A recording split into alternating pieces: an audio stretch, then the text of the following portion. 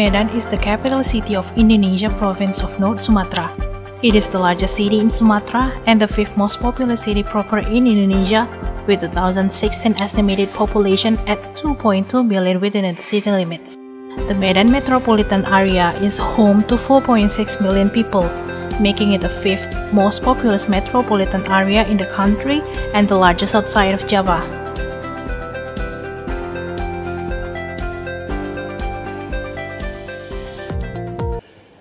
Assalamualaikum warahmatullahi wabarakatuh. Selamat pagi, salam sejahtera untuk kita semua. Perkenalkan, nama saya Dr. Yusriyadi, SCMM, salah satu dosen program studi manajemen di Fakultas Ekonomi dan Bisnis Universitas Potensi Utama. Pada hari ini, izinkan saya untuk memaparkan terkait dengan mata kuliah yang saya ampu, yaitu mata kuliah Perencanaan dan Pengembangan Sumber Daya Manusia. Video ini disusun untuk memenuhi salah satu syarat untuk mengajukan sertifikasi dosen di tahun 2025. Video ini merupakan bukti dari pernyataan diri dosen pada unjuk kerja dalam Tridharma Perguruan Tinggi atau PDD UKTPT pada bidang pengajaran. Pada video ini saya akan menjelaskan tentang teknik pengajaran dengan menggunakan metode DIA atau Delivery Interaction Assessment pada salah satu mata kuliah yang saya ampu, yaitu Perencanaan dan Pengembangan Sumber Daya Manusia. Sebelum saya menjelaskan lebih lanjut mengenai teknik pengajaran saya, terlebih dahulu saya akan menjelaskan deskripsi mata kuliah Perencanaan dan Pengembangan Sumber Daya Manusia. Mata kuliah ini adalah mata kuliah wajib pada semester 5 dengan bobot 3 SKS, merupakan mata kuliah lanjutan dari mata kuliah Manajemen Sumber Daya Manusia. Mata kuliah ini membahas konsep, teori, dan praktik dalam perencanaan dan pengembangan sumber daya manusia di organisasi. Fokusnya adalah bagaimana merancang strategi SDM yang efektif untuk mendukung tujuan organisasi.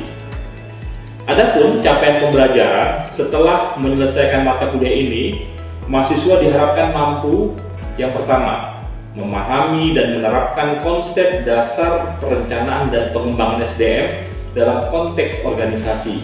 Yang kedua, melakukan analisis kebutuhan SDM dan merancang strategi untuk memenuhi kebutuhan tersebut. Yang ketiga, mengidentifikasi dan mengatasi tantangan dalam pengelolaan SDM, termasuk penempatan SDM berdasarkan potensi, hard skill, soft skill, dan kompetensi pegawai. Yang keempat, mahasiswa mampu merancang dan mengimplementasikan program pengembangan SDM yang efektif untuk mengembangkan karir, peningkatan kompetensi, dan kinerja SDM. Dan yang kelima, mahasiswa dapat mengidentifikasi bagaimana teknologi dan globalisasi mempengaruhi praktik-praktik SDM dan menerapkan teknologi dalam pengelolaan SDM. Untuk bisa mencapai kemampuan tersebut, mahasiswa akan diberikan topik-topik yang akan dibahas selama 16 kali pertemuan dengan 14 kali tatap muka, 1 kali UTS, dan 1 kali UAS. Berikut adalah topik-topik yang akan dibahas dalam mata kuliah tersebut. Yang pertama, dalam pertemuan pertama, temanya tentang pengertian, tujuan, dan pentingnya perencanaan dan pengembangan SDM. Di pertemuan kedua, tentang analisis kebutuhan SDM dan metode analisis jabatan. Di pertemuan ketiga, strategi dan teknik rekrutmen pegawai. Di pertemuan keempat, strategi dan teknik seleksi pegawai. Di pertemuan kelima, program pengembangan SDM pegawai. Di pertemuan keenam, jenis-jenis program pengembangan SDM dalam organisasi. Di pertemuan ketujuh, implementasi program pengembangan SDM. Adapun pertemuan 8 melaksanakan ujian tengah semester. Di pertemuan ke-9 evaluasi efektivitas program pengembangan SDM. Di pertemuan ke-10 kompetensi dalam meningkatkan kinerja SDM. Di pertemuan ke-11 pengaruh teknologi pada pengelolaan SDM. Di pertemuan ke-12 masa depan pengelolaan SDM dengan teknologi. Di pertemuan ke-13 tantangan globalisasi dalam manajemen SDM. Di pertemuan ke-14, studi kasusnya dalam kaitannya dengan tantangan globalisasi dalam manajemen SDM. Di pertemuan ke-15, tren dan isu terkini dalam pengelolaan SDM, dan di pertemuan ke-16 dilaksanakan ujian akhir semester. Selanjutnya, saya akan menjelaskan teknik pengajaran saya dengan menggunakan metode DIA atau Delivery Interaction Assessment. Yang pertama, delivery atau penyampaian materi. Ini adalah tahap di mana materi pembelajaran disampaikan kepada peserta didik. Penyampaian ini bisa melalui berbagai metode seperti ceramah, video, modul pembelajaran, atau bahan bacaan. Fokus pada tahap ini adalah memastikan bahwa informasi disampaikan secara jelas dan efektif. Adapun buku yang saya gunakan adalah buku yang berjudul tentang perencanaan dan pengembangan SDM yang ditulis oleh Doni Juni Briansa, dan bahan ajar yang saya tulis dalam bentuk diktat yang berjudul Strategi Pengembangan Diri Menuju Sukses Sejati, serta jurnal saya yang berjudul Analisis Pengaruh Kompetensi Terhadap Kinerja Aparatur Sipil Negara ASN di Kantor Bapeda Kota Pekanbaru pada 27 Maret 2020 pada Jurnal Eko dan Bisnis STI Riau. Kemudian yang kedua, interaction atau interaksi. Pada tahap ini terjadi interaksi antara peserta didik dengan pengajar, serta antara peserta didik satu sama lain. Interaksi ini penting untuk memastikan bahwa peserta didik benar-benar memahami materi yang disampaikan dan dapat menerapkannya. Bentuk interaksi bisa berupa diskusi, tanya jawab, kerja kelompok, atau kegiatan kolaboratif lainnya dalam upaya menguatkan interaksi dengan mahasiswa yang sedang saya ampu. Saya membuat grup WA untuk memberikan informasi dan sarana berdiskusi terkait isu-isu terkini di bidang perencanaan dan pengembangan SDM. Kemudian berikutnya adalah assessment atau penilaian. Ini adalah tahap di mana pencapaian peserta didik dinilai. Penilaian bisa bersifat formatif yang dilakukan selama proses pembelajaran untuk memberikan umpan balik, atau sumatif yang dilakukan di akhir proses pembelajaran untuk mengevaluasi hasil belajar.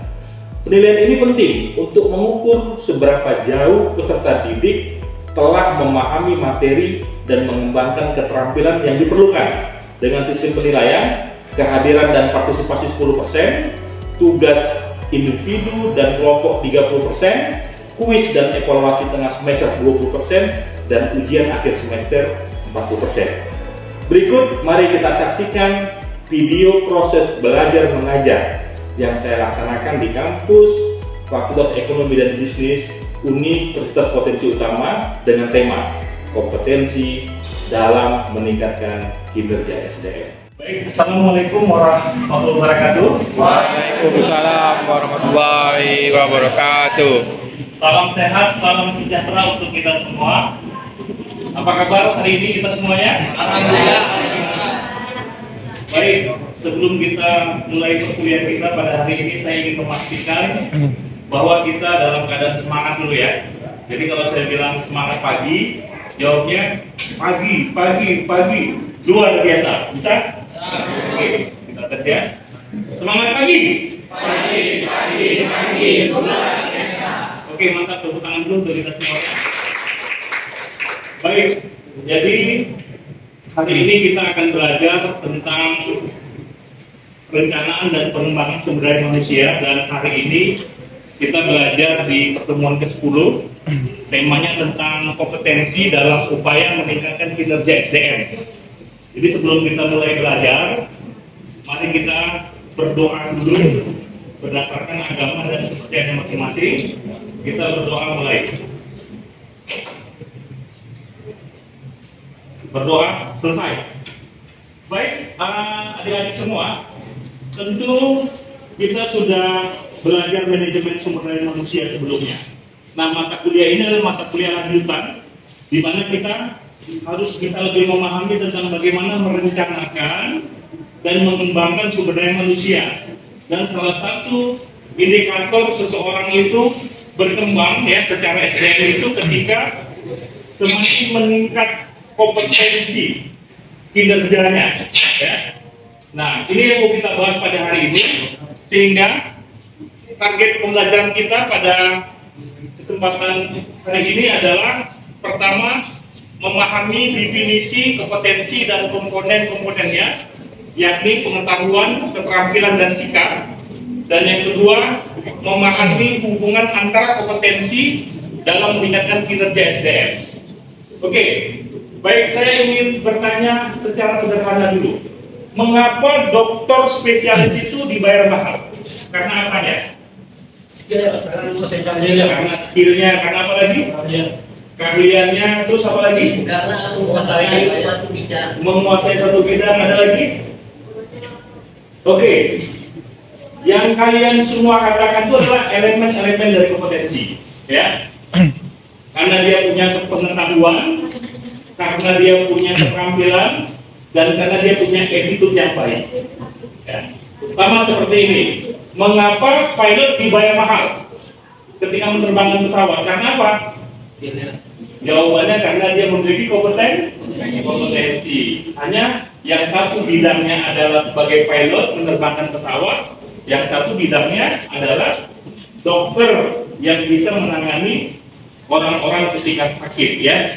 Baik, sekarang mari kita coba pahami ya, apa sesungguhnya ya kompetensi itu, ya. Jadi kompetensi itu berasal dari potensi. Setiap manusia ini punya potensi. Apa kira-kira potensi yang ada pada diri manusia ini? Potensi apa? Akal. Terus? Ini apa nih? Ini saudara nih. Jasad atau badan. Ini potensi ya. Nah, potensi ini kalau dia dibiarkan, ya, nggak diapa-apain begitu.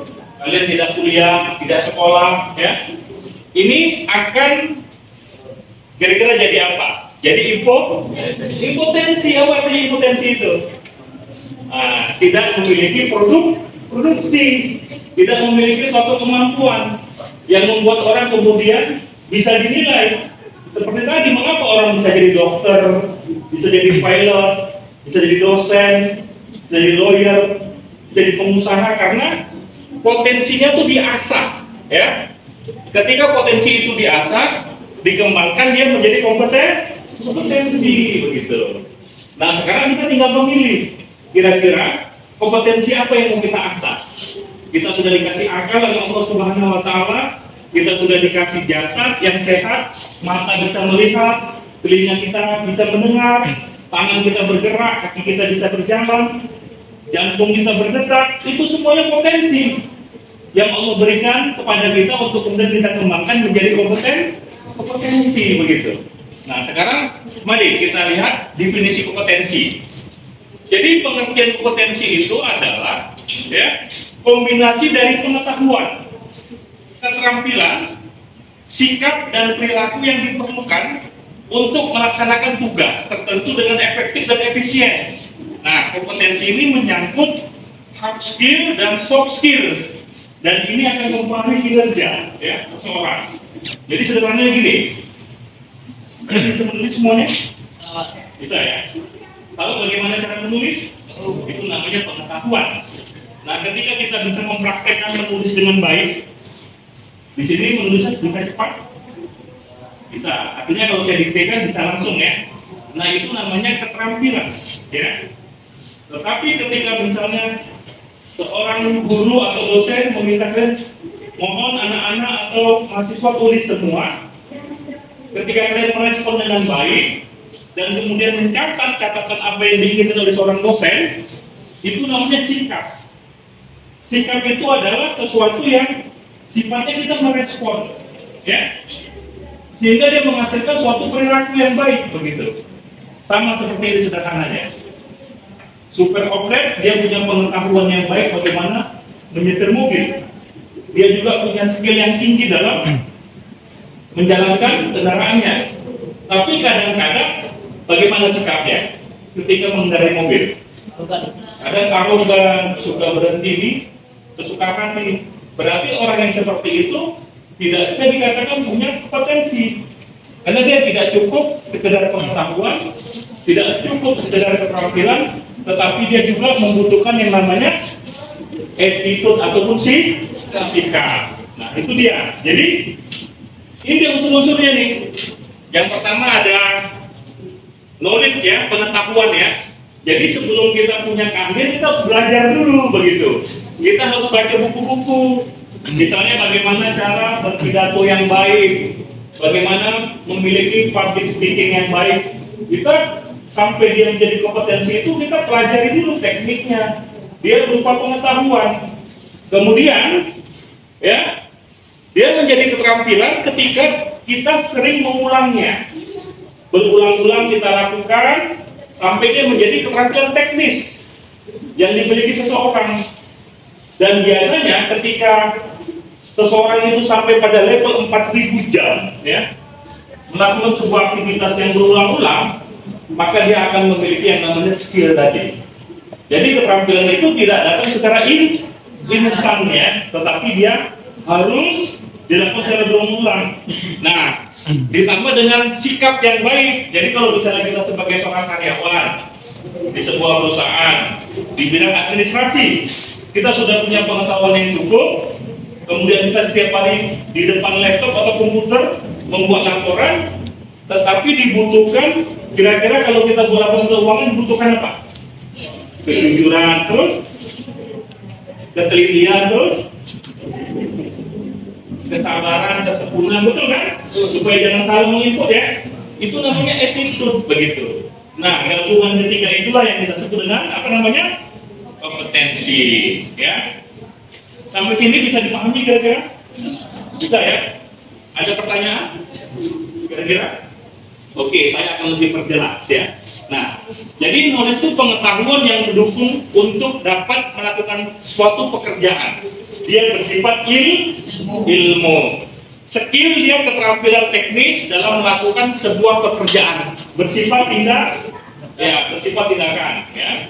Nah, sekarang kita lihat nih, ini ada dokter, ini ada ahli di bidang mungkin negosiasi ya, ini ahli di bidang laboratorium. Ini semuanya adalah orang-orang yang punya kompetensi sesuai dengan bidangnya begitu.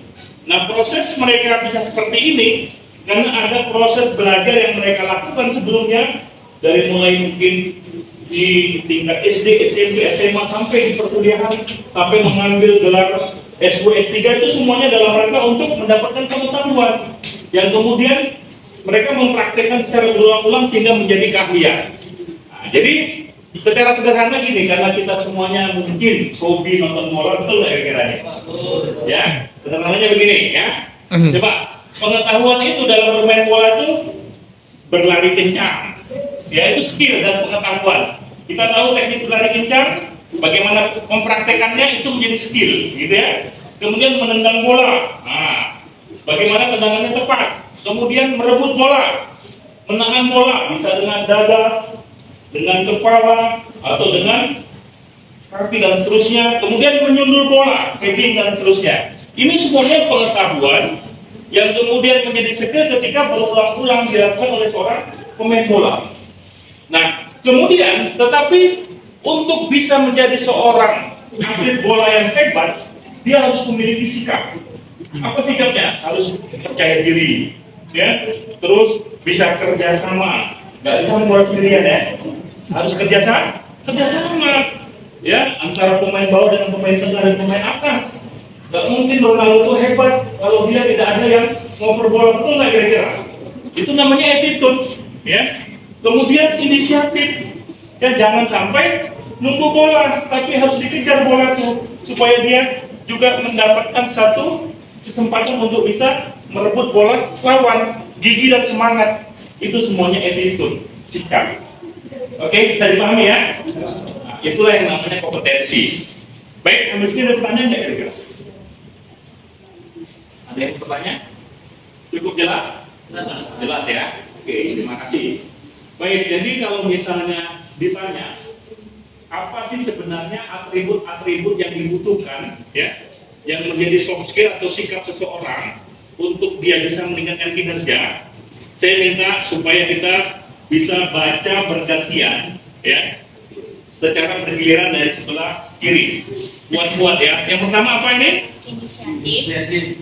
Satu-satu gantian ya. Oke, silakan. Yang kedua, gantian aja.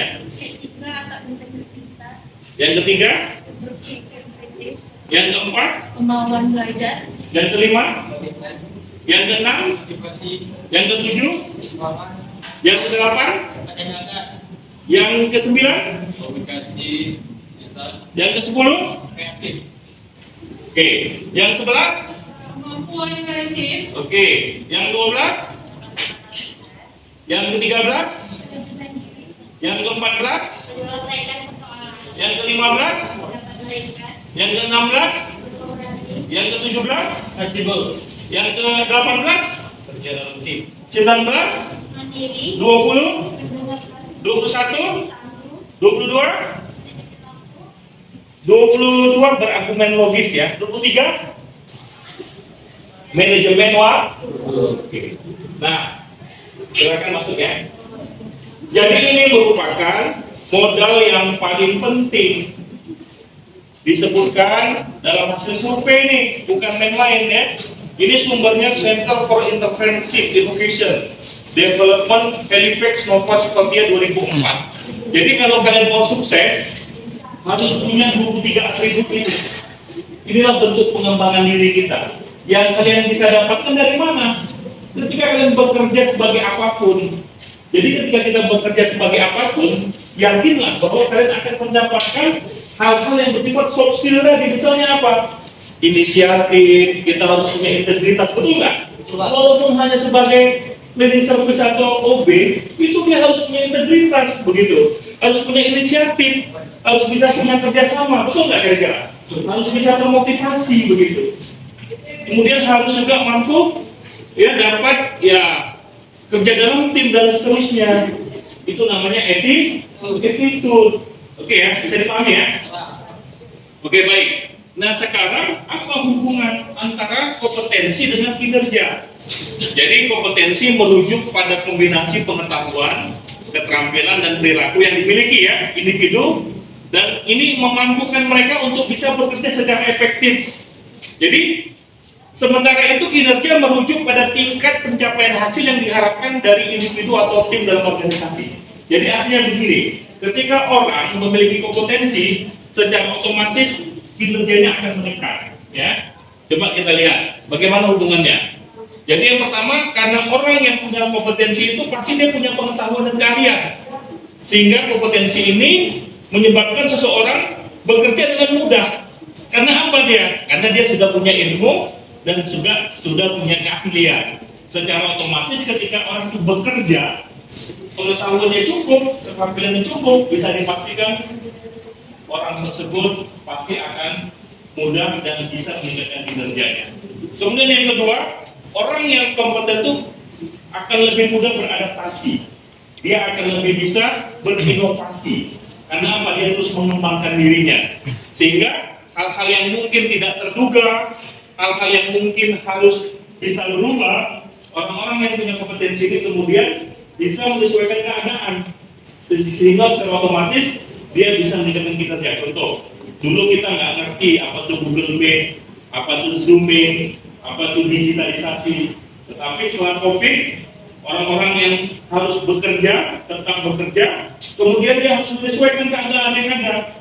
Maka dia belajarlah tentang bagaimana digitalisasi, bagaimana rapat dengan Zoom, ya, bagaimana membuat pertemuan secara online dan seterusnya. Itu semua bagian-bagian dari mengapa kita perlu berubah dan bisa beradaptasi. Itu ciri-ciri orang yang berkompeten. Dan yang terakhir, ya, orang yang kompeten itu orang yang punya motivasi. Dia punya keinginan yang kuat. Dia ingin sukses. Dia ingin berhasil. Maka dia terus meningkatkan kinerjanya, terus berupaya berubah agar setiap hari bisa menjadi lebih baik. Jadi secara otomatis di dalam ilmu perencanaan pengembangan SDM dibutuhkan yang namanya kompetensi. Oke, demikian perkuliahan kita pada hari ini. Saya beri kesempatan kalau ada yang ingin bertanya, dipersilakan. Satu penanya saja, kira-kira. Silakan. Yuk. Sudah paham semua? Oke, saya ingin tes ya. Sebutkan 3 hal elemen dari kompetensi. Yang pertama apa? Itu soft skill. Elemen kompetensi yang pertama apa? Pengetahuan. Yang kedua, keterampilan atau skill. Yang ketiga, attitude atau tiga elemen ini menjadi sesuatu yang penting untuk kita miliki agar kita bisa menjadi orang-orang yang berkompeten. Oke, demikian, terima kasih. Mudah-mudahan perkuliahan kita pada hari ini bermanfaat untuk kita meningkatkan kompetensi kita. Lebih dan kurang mohon maaf. Assalamualaikum warahmatullahi wabarakatuh. Waalaikumsalam warahmatullahi wabarakatuh. Untuk kita semua yang berkuliah.